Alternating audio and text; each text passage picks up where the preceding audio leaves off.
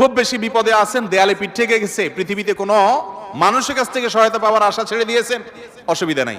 এই তিনটা আমলকে আপনি নিজের জন্য বাধ্যতামূলক করেন, ইনশাআল্লাহ তাআলা হেফাজত করবেন। জীবনে বহুবার আমি আমলটা করে দেখেছি, কঠিন কঠিন বিপদে আল্লাহ তাআলা কিভাবে উদ্ধার করেছেন আমি নিজে অবাক হয়ে গেছি, সারপ্রাইজড হয়ে গেছি। কোন বিপদে পড়লে দোয়া ইউনুস খতম করে দোয়া করা যাবে কিনা? ভাই, দোয়া ইউনুস এটা যে কোনো বিপদে পড়াটা হাদিস এবং কোরআন উভয়টি দ্বারা প্রমাণিত।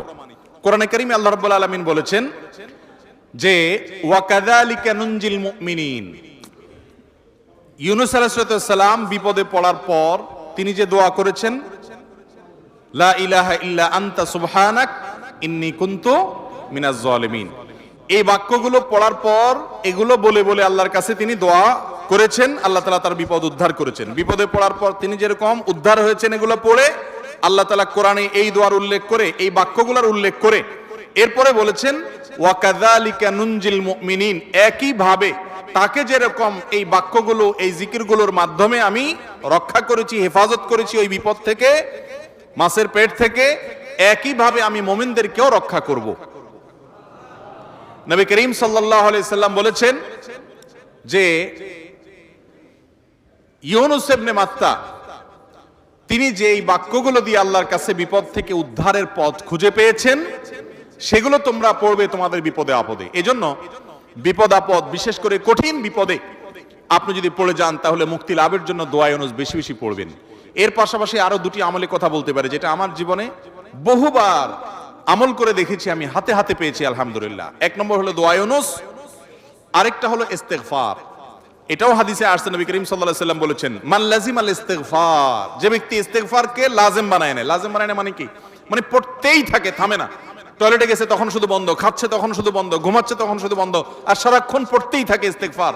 আস্তাগফিরুল্লাহ ওয়া আতুবু ইলাইহি, সাইয়্যিদুল ইস্তেগফার বা যে কোনো ইস্তেগফার, সবচেয়ে ছোট ইস্তেগফার আস্তাগফিরুল্লাহ আস্তাগফিরুল্লাহ, এটা যে পড়তেই থাকে, নবী করিম সাল্লাল্লাহু আলাইহি সাল্লাম বলেছেন তার যে কোনো বিপদ থেকে বের হওয়ার জন্য আল্লাহ তাআলা নিজে পথ দেখায় দেন। এমন ভাবে পথ দেখাবেন সে কল্পনাও করবে না। এবং জীবনে বহুবার আমি আমলটা করে দেখেছি, কঠিন কঠিন বিপদে আল্লাহ তাআলা কিভাবে উদ্ধার করেছেন আমি নিজে অবাক হয়ে গেছি, সারপ্রাইজড হয়ে গেছি। নাম্বার 3, দুরুদ। দুরুদের ক্ষেত্রেও হাদিসে একই কথা বলা আছে, যে ব্যক্তি দুরুদ বেশি বেশি পড়বে ওই ব্যক্তির সমস্ত পেরেশানি থেকে মুক্ত হওয়ার জন্য এই দুরুদ যথেষ্ট হয়ে যায়। তাহলে 3টা আমলের কথা বললাম, দোয়া ইউনুস, লা ইলাহা ইল্লা আনতা সুবহানাকা ইন্নী কুনতু মিনাজ জালিমিন, আরেকটা হলো ইস্তেগফার বেশি বেশি, আরেকটা হলো দুরুদ। খুব বেশি বিপদে আছেন, দেয়ালে পিঠ থেকে গেছে, পৃথিবীতে কোনো মানুষের কাছ থেকে সহায়তা পাওয়ার আশা ছেড়ে দিয়েছেন, অসুবিধা নাই। এই 3টা আমলকে আপনি নিজের জন্য বাধ্যতামূলক করেন, ইনশাআল্লাহ তাআলা হেফাজত করবেন। তবে দোয়া ইউনুসের আমলের উপকারিতা পাওয়ার জন্য সেটা বিশেষ কোনো সংখ্যক বার পড়তে হবে কিনা, এই ব্যাপারে কোনো হাদিস থেকে কোনো সংখ্যার, বিশেষ কোনো সংখ্যার কথা উল্লেখ নাই। যত বেশি সম্ভব পড়বেন। দুনিয়াবি কোনো বিষয় হাসিলের জন্য অভিজ্ঞতার আলোকে, রুকিয়া হিসাবে, ঝাড়ফুঁক হিসাবে, বা দুনিয়ার কোনো কাজে আল্লাহর কাছে প্রার্থনার অংশ হিসাবে তাজরিবা দ্বারা অনেক আমল, যেমন ঝাড়ফুঁকের মধ্যে যেরকম, রুকিয়ার মধ্যে যেরকম বিভিন্ন আমল, আয়াত, হাদিস, সংখ্যা ঠিক করে আপনার ওলামা একরাম করে করে সেটা তাজরিবা পেয়েছেন, ওই আলোকে করা যায়, সেভাবে করা যেতে পারে। কিন্তু সওয়াবের আশা যদি হয় যে এত সংখ্যক বার পড়লে এটা হবে, তাহলে সেটা হাদিস দ্বারা প্রমাণিত না। আর মৃত ব্যক্তির জন্য যদি হয় তাহলে তো সেক্ষেত্রে আরো এটাকে সংখ্যা ঠিক করে করার কোনো গ্রহণযোগ্যতা নাই। কারণ সংখ্যা যদি হাদিস এবং কোরআনে উল্লেখ না থাকে, আমরা কেউ সংখ্যা বসায় দেওয়ার অধিকার আমাদের নাই। বিশেষ করে মুর্দার জন্য যে খতমের সিস্টেম আমাদের দেশে প্রচলিত আছে, এই সিস্টেম বেদাত, এবং এতে কোনোভাবেই মুর্দার কোনো উপকার হবে না। যেই বেচারা পড়াবে তার আমসালা দুইটাই যাবে।